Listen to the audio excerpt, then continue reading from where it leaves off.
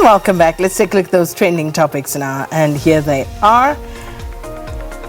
Up first, hashtag family meeting. And that happened. Some people were not even aware of that family meeting yesterday. I know. But it happened. Fortunately, some of us caught it. And it was broadcast. So at least we have it covered for you in the news. In case you missed it. Quiet. Yeah. I also took a little bit by surprise by that one. I was like, we had a family meeting?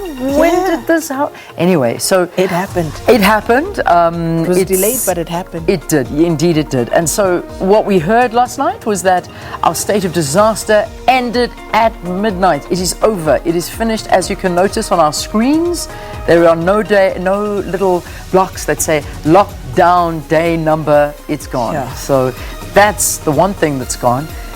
The rest, I'm not too sure what's gone. Another 30 days, And then we'll start seeing things. Yeah. Then we'll start seeing like us being out of the woods and really getting back to normal, I would think. But you would know all of the experts that we've been speaking to over the years, literally has been years, and then they have been saying occupational health and safety, some of those regulations will have to be taken up there in terms of what needs to happen in the workplace, looking at measures going forward. So all of that still needs to be sorted out by the National Department of Health. In the next 30 days, we'll probably see some of what remains also fall away. The other trending topics pretty much go along with exactly what we've been speaking about, the family meeting. So masks and COVID. I mean, that's what it's all about. So we really are seeing COVID numbers well below any level that we've seen over the last couple of months. So that's a very positive sign, although we have been warned of a fifth wave, so we'll keep a lookout for that. But I think people are really just learning to live alongside this and do what is necessary to get through it. And then masks, it's always the question of masks, and we'll see where we go. So, outdoor events, you don't have to wear masks when you're outdoors, but indoors, that is still an issue, and we still need to see in the next 30 days if in fact this goes away. A lot of countries have dropped the mask mandate. It'll be interesting to see if we go and follow suit. Indeed. And the president, of course, also had pains to explain why the interventions and the national state of disaster was necessary to begin with. Yep, all right. So that was all outlined to us last night. And it's there, the whole transcript of the speech is there, so you can find it very, very easily. All right, Grammys are still trending, and I'm sure a lot of us were watching last night. I certainly watched a little bit of it. My kids are very much so into it. I remember myself watching and grasping onto every artist, seeing what they were wearing, what they were singing, and loving it. So so the Grammys, and we're still all very, very proud of black coffee, but South Africa seems to be prouder of somebody else who we've claimed as our own, Dojo Cat. So here we go. Now, the other trend that you've got there, well, okay, this is black coffee going up and getting his award, but Dojo Cat won her Grammy last night as well, and the night before, not last night. And I mean, she is incredible. She's absolutely amazing. But we're now using her name, which is Zandile Dlamini. Zandile Dlamini. Yeah. And she, of course, the daughter of a South African actor who spent some time in the US, and I remember sometime last year the whole Dojo Cat issue came to light, and there was quite a bit of talk. But the reason why it's trending is because South Africans have now claimed Zandile Dlamini. She does. I don't know if she knows. I'm not sure if we should tell her. But yeah, she's just been claimed. It's ours. So we are celebrating not Grammys. one but 2 Grammys, and we're over the moon about this. We won 2 Grammys, but Doja Cat, I'm not sure she's ever even visited South Africa. So I'm not sure, but I don't know. But that is what everybody's talking about. And DojaCat, we've claimed her Grammy as well. And she's well done, South Africa. Done. Yeah, gosh, she really did a lot there. Yeah. Well done. Okay. Zonke is saying she's ours. She's determined, our floor manager. Yes, South Africa will claim anyone. You could have even just been born in transit and they will claim you when you do something. Her father visited America and then met the mother, fell pregnant, but I don't think she's seen her dad in like a very, very, very, Are you guys having a... We're having an off-air conversation, and my wife just happens to be on. But anyway, so that's the story.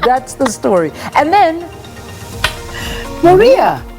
And is it happening? So it looks, well, it was one of the big by top all trends. indications from what the Twitterati are saying, it is happening. So they are saying that all roads will lead to Moria for the first time in 2 years. Yes. And people looking forward to that pilgrimage one can only to Moria. imagine. And you know what that means, the traffic going up north. And people, some on the Twitter streets were saying, listen, if you don't have to absolutely go home, don't go home.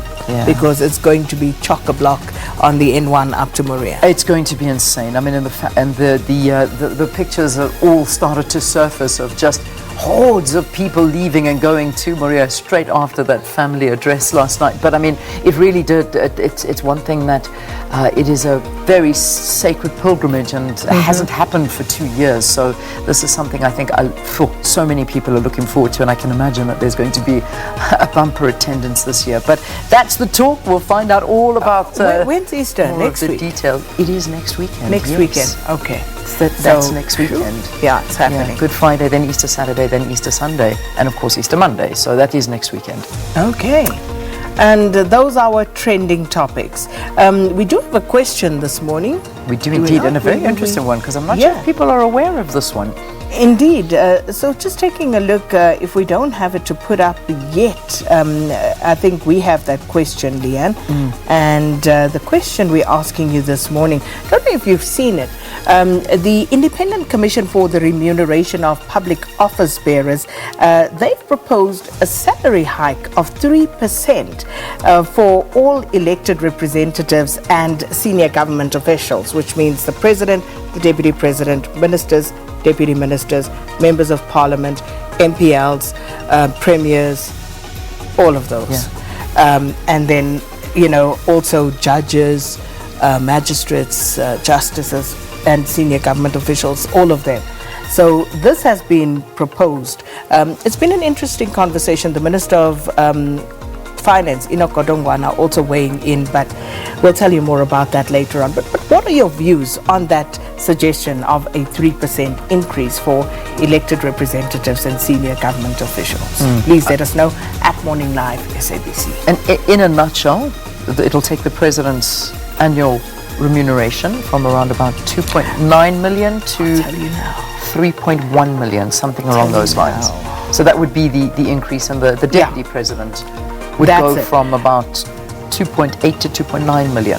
That's it. You see, you have those numbers pat, Leanne. I have got them pat. And of course, it's not just about the salaries, it's also about the benefits. Absolutely, all the benefits with that. So anyway, that will come up in a short while, but that's just to give you a preview of what we are looking at. So after the break, Sakina is going to be in conversation about textbooks, a very important conversation. Attorney from the Legal Resources Centre, Cameron McConaughey.